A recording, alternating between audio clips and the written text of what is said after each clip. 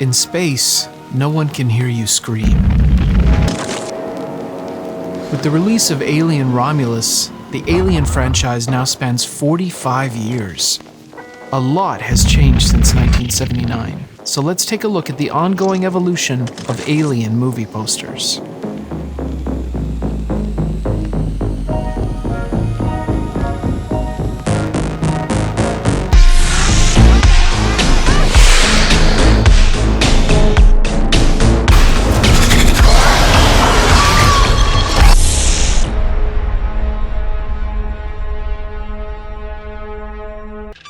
Alien, directed by Ridley Scott, was first released into theaters in the summer of 1979. The first poster release for Alien was this rather subdued, near black and white teaser one-sheet, featuring a text collage of the film's title, along with the tagline, "A word of warning, Alien, coming this summer to a theater near you." This poster is considered rare and can fetch well over $1,000 at auction in the right condition, despite its rather minimal design. Then came the now iconic main one-sheet. The title is stark, spread out, almost secondary to the main image of the egg. It cracks, emitting light from within, illuminating a plasticine alien landscape below. Artist H.R. Giger designed the alien creature, along with several aspects of the creature's life cycle, including the egg. The egg design seen in the film was not used in the poster, reportedly because it was too difficult to reproduce, so a simplified version was favored. As with any film, several other early poster concepts were created, along with different title treatments, one specifically from Giger himself. I think one reason this poster works so well is the cleanliness of the text, contrasting the eerie lines and organic peril of the egg design and the grid-like vista. The entire design gives off a sense of danger, almost like a warning label. You don't really know what's being hatched, and when audiences finally saw the film, they were terrified. I also have an insert poster for Alien in my collection, albeit in much worse condition. Insert posters are narrow, slightly shorter than one-sheets, and stopped being produced in the mid-1980s. What I like about this water-damaged, moldy paper is that it reminds me of the film itself, all those dripping textures and weathered control panels. This poster, like Ripley, has been through something. Also, it was only a few dollars. 7 years later, the franchise returns with Aliens, directed by James Cameron. This time, it's good. The first poster released was this text-based teaser, featuring a glowing eye in Aliens, a design feature that would continue for the next few installments in the series. But as far as teaser posters go, I think this one is fairly forgettable. Just relying on the text feels unfulfilling. The main one-sheet features an image from the film of Ripley and Newt surrounded by eggs, staring in fear of something just off screen. According to a few online sources, this poster was recalled shortly after release for fear of giving too much of the film away, and a new cropped version was produced, which is the poster I have in my collection. Would I trade it for the original recalled version? Yes, I would. But I still like this design. It has a certain grittiness, without any of the 80s airbrushing of the original poster. I do have to scratch my head at the designer pointing out that this is indeed a new movie. When I was younger, Aliens was my favorite entry in the entire franchise. It had crazy action, a panicked Bill Paxton, and in my opinion, the single greatest suit-up scene in the history of cinema. Watching it now, I waver between preferring this or the slick horror aesthetic of Ridley Scott's original. In 1992, the production for Alien 3, or Alien Cubed, whichever way you'd like to say it, is the stuff of legend. New director David Fincher encountered so much studio meddling, he supposedly walked off the production, leaving the studio to conduct reshoots and finish post-production without him. It's amazing to me that Fox is the #1 studio in the country because they're all such a bunch of morons. The posters for Alien 3 feel somewhat disjointed, with a much smaller, less menacing alien design at the center, feeling more like a piece of goth jewelry you'd find at the mall. There's another glowing eye in the title, and anyone who saw Alien 3 would perhaps disagree that it had 3 times the suspense, danger, and terror of the original. A secondary one-sheet features Ripley's hero pose, though it reads more like cover artwork for her latest alt-rock album. The trailer made it clear that this was Ripley's final close encounter, the big finish. For the last time.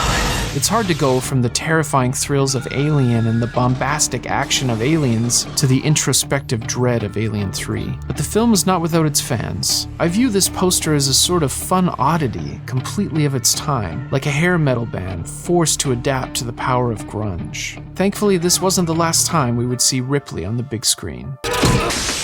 Only 5 years later, Ripley is back.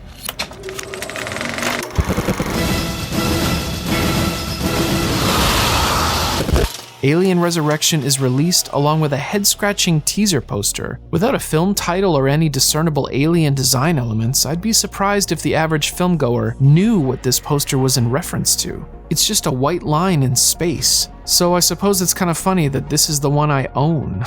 The other posters released were all variations on a theme. This white opening in space somehow represents resurrection, eyesight, or perhaps some sort of alien birth canal. Directed by Jean-Pierre Jeunet, Alien Resurrection is another mixed bag of action, sci-fi, and bizarre body horror. More weird than thrilling. Spoilers if you haven't seen it. The film ends with Ripley and crew safe and sound back on Earth. I've always felt like this is a great tee-up for another installment, perhaps an exploration of what might happen if aliens were to get loose locally. But alas, prequels became the order of the day, so it's time to go back. 15 years later, in 2012, Ridley Scott returned to the franchise with Prometheus, a film steeped in early mystery. The poster has a few visual hints that this is an alien-related film. This is particularly apparent if you flip the Prometheus poster upside down. The giant face revealed in the gloom is visually intriguing, as is the tagline and clean text. The poster feels large, yet focused. It's a shame that the film studio appears to have lost faith in this artwork, as every physical media release for the film afterwards would feature a much brighter and revamped design. The word I would use to describe Prometheus the film is frustrating. The cast is amazing and some of the elements work, while other aspects like watching scientists poke things or being unable to run to the left or right pull me out of the story.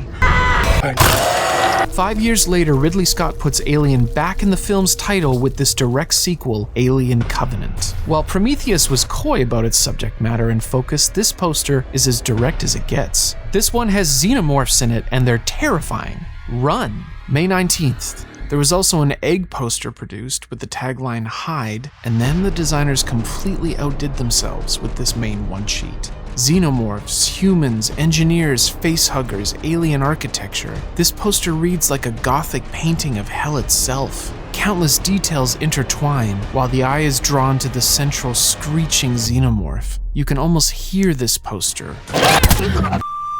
And now we've arrived in 2024 and the release of Alien Romulus. Director Fede Alvarez manages to inject some new life into the franchise without reinventing it. The first poster release was this near black and white design with a drooling, sinister xenomorph. When I first saw this online, I thought it was overly simplistic, but it's much more striking in person, illuminated. A little too much negative space for my liking, but still an effective design. It's another example of clean text contrasted against bizarre alien features. The hair hanging from the creature's mouth is particularly disturbing. Next came this incredible red facehugger design, much more eye-catching and horrific. Seeing it advertised on buses and billboards demonstrates how distinct it is and memorable. The poor victim of the facehugger lurches back in terror, grasping at the creature. Their shaved head feels reminiscent of original Ripley's final end. I feel like this might live on as an iconic poster image. I really enjoyed Alien Romulus, although it's a tad overly referential of the franchise at times. It's the first Alien film in quite a while to achieve a simple goal. These creatures are supposed to be scary. I've always found it interesting that the directors of the Alien films each went on to create their early masterpieces. Ridley Scott followed up Alien with Blade Runner. After Aliens, James Cameron gave us The Abyss and Terminator 2. David Fincher recovered from Alien 3 by directing Seven, and Jean-Pierre Jeunet followed Alien Resurrection with Amelie. Makes me genuinely interested in what Fede Alvarez's next film might be. Last survivor of the Nostromo. Signing off. This has been Paper and Light. Thank you so much for watching, and I can't wait to show you more. God damn it! That's that's not all! Damn it, I forgot about the Alien vs. Predator movies. Okay. This one is kinda fun. This one is a total piece of f***ing shit.